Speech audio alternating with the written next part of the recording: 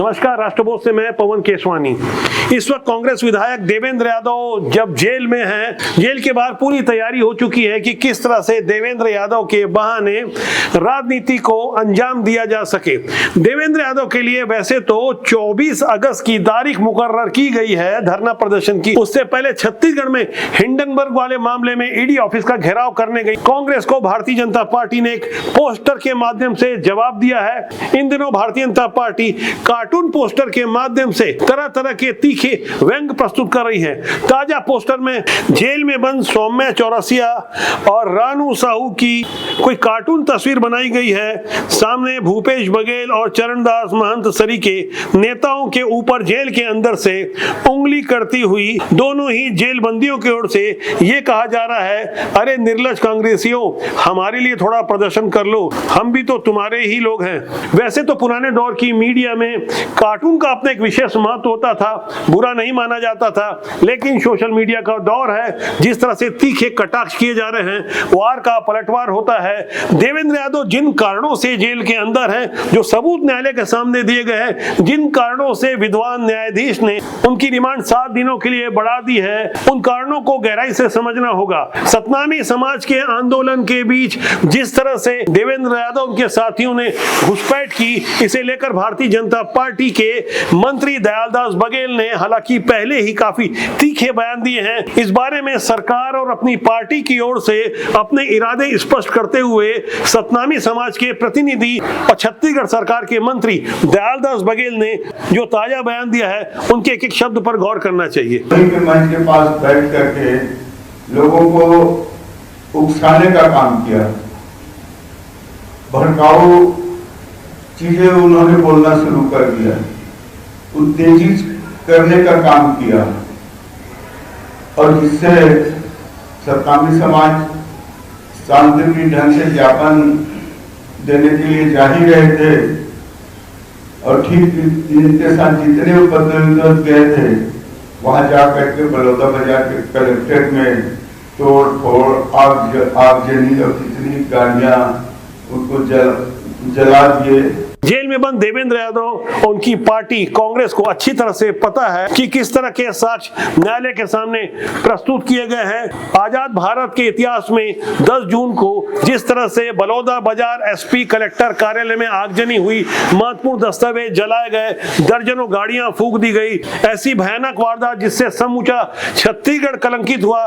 शांतिप्रिय सतनामी समाज के एक सामाजिक कार्यक्रम के बीच घुसपैठ कर कुछ लोगों ने जिस तरह से समाज की छवि खराब करने की कोशिश की, इस बारे में काफी विमर्श पहले ही हो चुका है। लेकिन आजादी के बाद से जिस तरह से हमारे देश में राजनीति चलती आई है, जात पात की बातें होती है, वर्गों में लोगों को बांधा जाता है, ऐसी राजनीति की एक अलग शक्ल बिलासपुर से भी देखने को मिली, जहां यादव समाज देवेंद्र यादव के पक्ष में खड़ा नजर आया। इस तरह से सामाजिक गोलबंदी करने में माहिर हो चुकी कांग्रेस के सर्वे सर्वा राहुल गांधी पहले ही लगातार जाति की बात करते रहे। यहाँ तक प्रेस कॉन्फ्रेंस में ऑन कैमरा पत्रकारों से उनकी जाति पूछ लेते हैं। तो ऐसे माहौल में देवेंद्र यादव भी कहां पीछे रहने वाले थे। उन्होंने भी एक संदेश भिजवा दिया है, खुद को एक नायक की तरह प्रस्तुत करने की होड़ में देवेंद्र यादव ने कह दिया है कि वो जमानत प्रस्तुत नहीं करेंगे। 17 अगस्त को उनकी गिरफ्तारी हुई थी, 19 अगस्त को रक्षाबंधन था। ऐसे में हो सकता है कि देवेंद्र यादव को चाहने वाली उनकी बहनें 19 अगस्त को यानी रक्षाबंधन वाले दिन ही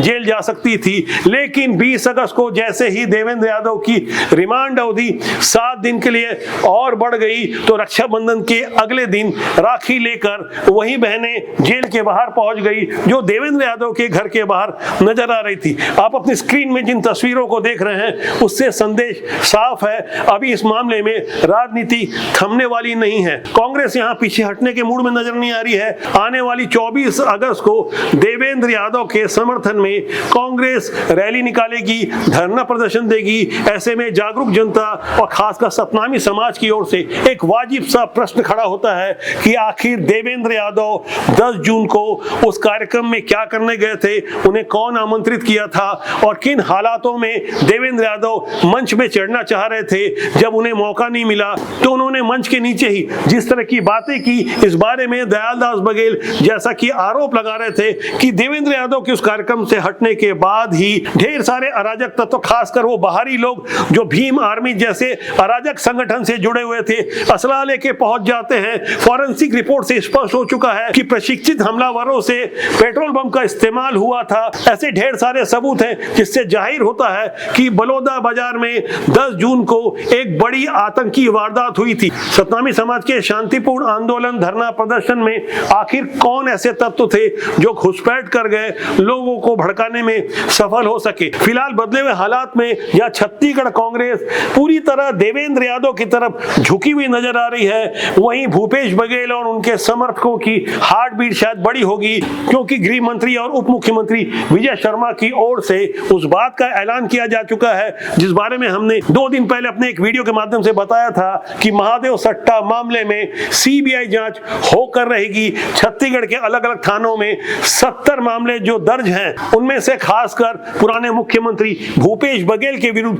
जो 4 मार्च 2024 को एक एफआईआर दर्ज हुई, जिसमें 508 करोड़ रुपए एक्सटॉर्शन मनी लेने के वो आरोपी हैं। जाहिर तौर पे जब सीबीआई कार्रवाई होगी तो भूपेश बघेल और कांग्रेस के उन पदाधिकारियों से भी कड़ी पूछताछ होगी, सबूतों को प्रस्तुत किया जाएगा। हो सकता है देवेंद्र यादव जैसा वो स्पेस नहीं मिले जिस तरह से कांग्रेस अभी देवेंद्र यादव के पीछे खड़ी नजर आ रही है। जिन हालातों में देवेंद्र यादव ने राहुल गांधी की निकटता प्राप्त की और छत्तीसगढ़ कांग्रेस के नए कार्यकारी अध्यक्ष बनने की रेस में सबसे आगे नजर आ रहे थे, जिस तरह से वो प्रदेश भर का दौरा कर रहे थे, वहां से भूपेश बघेल और उनके समर्थक साफ तौर पर पहले ही खासे परेशान नजर आ रहे थे। कांग्रेस के अंदर खाने जो कुछ भी चला है, कांग्रेस से जुड़े हुए हमारे विश्वस्त साफ तौर पर कई ऐसी अहम जानकारी दे रहे हैं जो बेहद चौंकाने वाली है, हैरान करने वाली है। उन सारी जानकारियों को हम आगे के वीडियो में आपके साथ साझा करेंगे। खासकर सौम्या चौरसिया की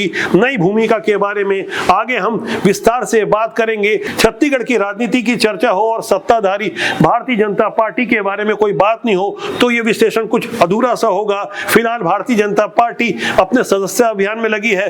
जिस तरह से कार्यकर्ताओं को रिचार्ज किया जा रहा है, उसकी सीधी रिपोर्ट अमित शाह तक पहुंच रही है। अमित शाह 3 दिनों के छत्तीसगढ़ के दौरे में 23 से 25 तारीख तक रहने वाले हैं। वहां उन्हें देर रात तक होने वाली बैठकों के माध्यम से वो सारी जानकारियां उपलब्ध कराई जाएगी। जमीनी हकीकत को बताया जाएगा कि किन हालातों में विष्णुदेव साय सरकार चल रही है, क्या जमीनी कार्यकर्ता संतुष्ट है और यदि असंतुष्ट है तो किन कारणों से है। निगम मंडल आयोग के गठन को लेकर भी स्वाभाविक रूप से विमर्श तो होगा ही। आने वाले समय में नगरीय निकाय चुनाव और त्रिस्तरीय पंचायत चुनाव है। एक जो नई जानकारी आ रही है वह यह है कि भारतीय जनता पार्टी की चूंकि छत्तीसगढ़ में सत्ता है, इसलिए निर्णय लेने का भी अधिकार उन्हीं के पास है। इसलिए हो सकता है नगरीय निकाय चुनाव और त्रिस्तरीय पंचायत चुनाव एक साथ करवा लिए जाएं, इसकी प्रबल संभावना बनती नजर आ रही है। इस बीच खासकर भारतीय जनता पार्टी के सेकंड लाइन के नेताओं की ओर से एक मांग बड़ी तेजी से उठ रही है कि हमें कहीं ना कहीं निगम मंडल आयोग में लिया जाए। सूची काफी लंबी है। इस बीच जो फर्जी सूची जारी हुई है उसकी भी पतासाजी की तैयारी की जा रही है। ऐसे कौन से वो लोग हैं जिन्होंने वो सूची जारी करवाई, ऐसी सूची जारी करने से भला किसका फायदा हो सकता है। ऐसी सूची में जिन लोगों का नाम है, जिस वरीयता के साथ सूची प्रस्तुत की गई है, वहां जाति समीकरण का क्यों नहीं ख्याल रखा गया। सूची भले ही फर्जी हो, लेकिन भारतीय जनता पार्टी में जहां अनुशासन को वरीयता दी जाती है, चाल चरित्र चेहरे की बात की जाती है, तो ऐसे हालात में कौन भला ऐसा अधीर हो चुका है जिसने वो सूची जारी करवाई है। हमारे पास कुछ मोटा मोटी जानकारी है, बहुत जल्दी हम उन चेहरों को भी एक्सपोज करेंगे जो भारतीय जनता पार्टी के साथ बने हुए हैं, खुद को संगठन का करीबी बताते हैं, लेकिन जानबूझकर ऐसी फर्जी सूची जारी करने से कहीं ना कहीं पार्टी लाइन क्रॉस करने का काम किया है। हम लगातार राजनीतिक विश्लेषण के माध्यम से लोगों को जागरूक करते हैं ताकि अच्छे लोग राजनीति में आए। हमारा मानना है कि राजनीति बुरी नहीं होती, उसमें काम करने वाले लोग अच्छे या बुरे होते हैं। तो छत्तीसगढ़ से जुड़े हुए राजनीतिक विश्लेषण की आज की कड़ी में इतना ही। मेरा आपसे आग्रह है कि आप चैनल को देखें, लाइक करें, शेयर करें, सब्सक्राइब करें। बहुत जल्दी मेरी आपसे फिर मुलाकात होगी। नमस्कार।